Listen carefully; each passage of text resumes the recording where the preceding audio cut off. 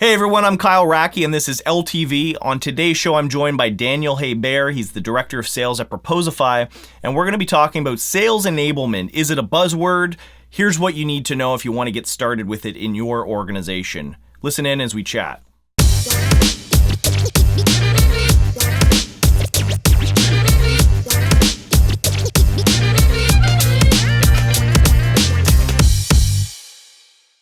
Hey everyone, so on today's episode we are talking about sales enablement. I have Dan here, who is the Director of Sales at Proposify. I kind of think of Daniel as a bit of the Rain Man of sales within the office, knows a lot about it. When you first started, Daniel, honestly I had no idea what you did.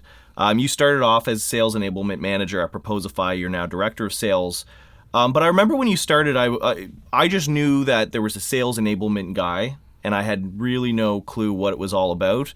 Can you kind of break down what were the first few things that you did when you started at Proposify? Yeah. So it's sales enablement as a whole is kind of an interesting profession because it's never defined properly at any single company, right? So when I started, really all I did was observe the sales team and try to figure out where I can help.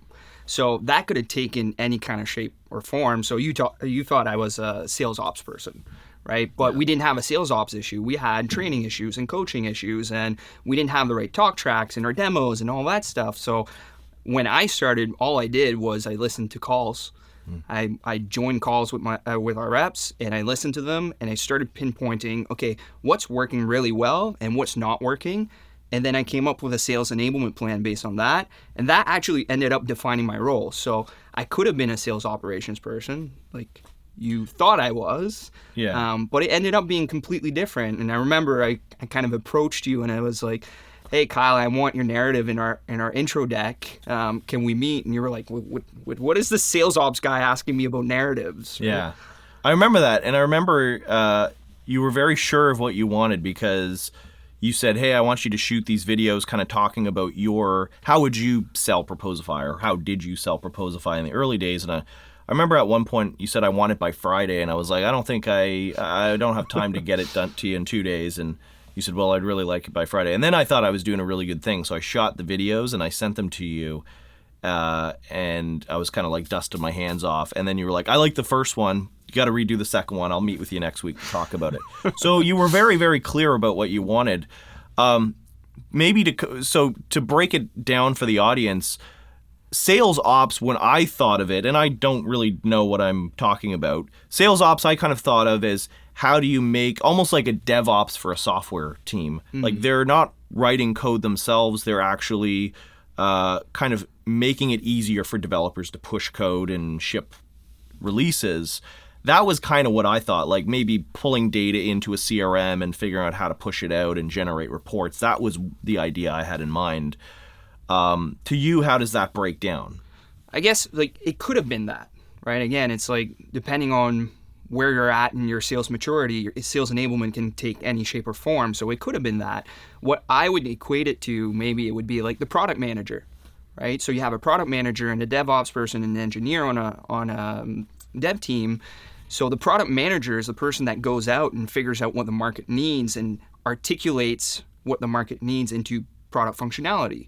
So sales enablement is very similar in that sense where, you go out, you listen to the calls, you talk to the reps, you go and talk to marketing, you go talk to CS, you go talk to product, you talk to the executives to understand the scope of what are we doing so that we can articulate that into plans and talk tracks and content and process for the sales team to execute on. So why do we call that sales enablement now? Because to me, that just sounds like what you would expect from a VP of sales or a sales director is like, okay, they're working on the process, the positioning, coaching, reps, that kind of thing. Are they not the same thing? Totally. And at a small company, they would be the same thing, right? So again, it's depending on the maturity of your sales model. Like if you're only making $1 million ARR, your sales leader is probably going to hold all of these roles, right? They're going to be the sales ops person, the enablement person. They're also going to be doing hiring and recruiting. They're going to be doing the coaching. But as the team grows, once you hit kind of the repeatable model in your sales process, you want your sales leader to be, out there recruiting, hiring, building the team, and setting targets. You don't want them to focus on, hey, you know what, can we make Salesforce, this Salesforce stage a little bit more effective? Right? That's not something that the VP of sales should focus on. Same as, hey, could we tweak this one sentence in talk track in our demo deck? Like, that's not something the VP of sales should focus on. Early on, sure, they will be doing that. But as you evolve, you need somebody that's actually looking at that every single day and understanding, does it fit within the big picture? And are the reps doing it properly? And is it leading to the results that we want? So that's why there is a sales ops role, and that's why there is a sales enablement role. So it really depends on at what stage of the company you're at, how mature the sales process is. I think it was in the book, it wasn't predictable revenue. It might have been impossible to inevitable, where they talked about how, like, at a certain scale, the VP of sales that you're hiring is really kind of like dashboard focused. Like, they're really just looking at the high level and not on the actual, how do you build that process? Yeah. Yeah. Totally. That's kind of the gist of it, right? It's like at different stages of your sales process or your sales maturity, you might need to hire somebody that's, focused on, I need to build a process from scratch. And your VP of sales might not be that person, so they need help from either a sales ops person or a sales enablement person to actually be able to build it and execute on it. Yeah. So if companies are out there and let's say, whether they're SaaS or not, they're in the tens of millions of dollars, but they don't have a sales enablement person, it's really like a VP of sales and maybe a sales director. How does the sales enablement person fit in there, and what should they kind of be thinking about in terms of bringing somebody into that role or that organization? Totally. And that's a tough question, because sales enablement as a role is only, like, they're basically like just coordinating everything that's going around sales enablement, right? It's not necessarily a function of a person. It's a function of the company. So until the company decides, hey, sales enablement is a key component of how we want to grow this company, with buy-in from executives, buy-in from product, buy-in from CS, buy-in from marketing, you can't really do sales enablement well. So at a lot of companies, sales enablement actually sits in 5 different departments. And hopefully those departments are working really, really well together.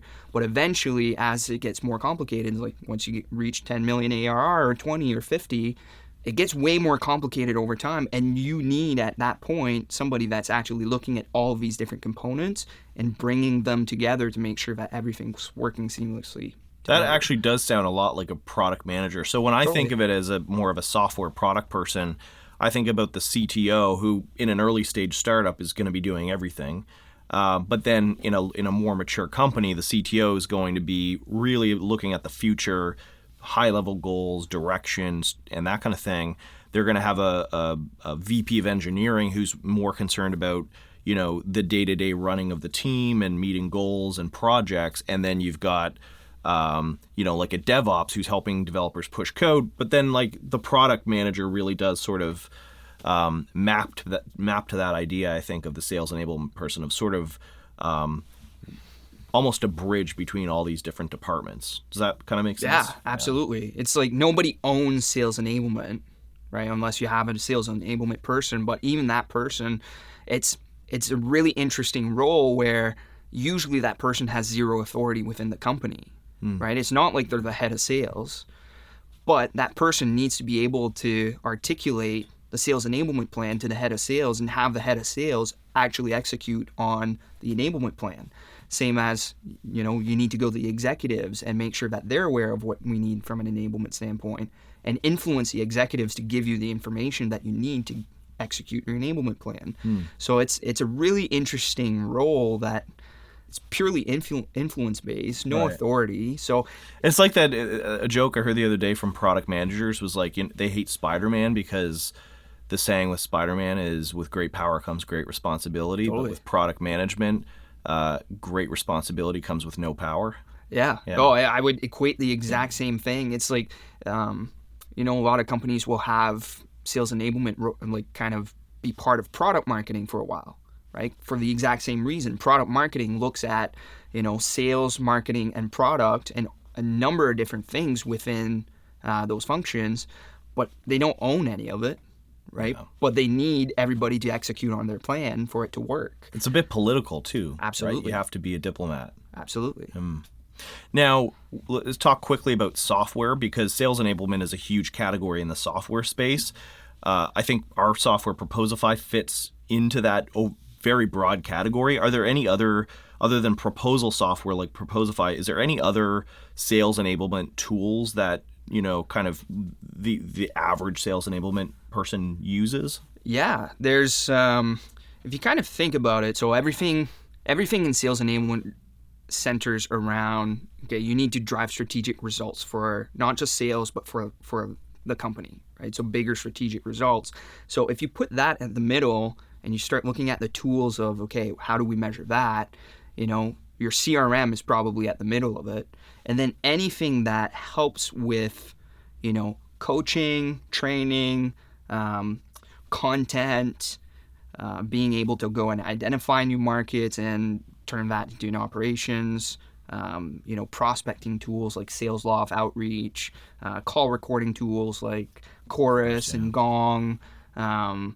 There's all sorts of tools there that, help the sales enablement function. And they're all centered around that piece of, okay, what are the different things that a sales rep needs in order to be successful? So it's a very broad function if you think about it, because you have to look at the people involved, you have to look at the process, the tools, the content, the training, the coaching, and the metrics. So I think I listed off 7 things there. About that, yeah. About that. So you're constantly looking at these 7 things on a day-to-day basis and making sure they're all coming together and actually working together. Well, I hope that clears it up with the basics of sales enablement. We're going to go in another episode talking more about who you actually look for when you hire sales enablement. But hope that was helpful, and bye for now. All right, I hope you enjoyed that chat with Daniel about sales enablement. If you did, I'd appreciate it if you hit the like and subscribe button so you can share this with more people and they can see it. I'd like to know what you think about sales enablement. Let me know your thoughts in the comments. This episode of Lifetime Value is brought to you by Proposify. Proposify improves sales productivity so your team spends less time creating proposals and more time selling. Start your free trial at proposify.com. And be sure to hit the subscribe button so you never miss a single episode.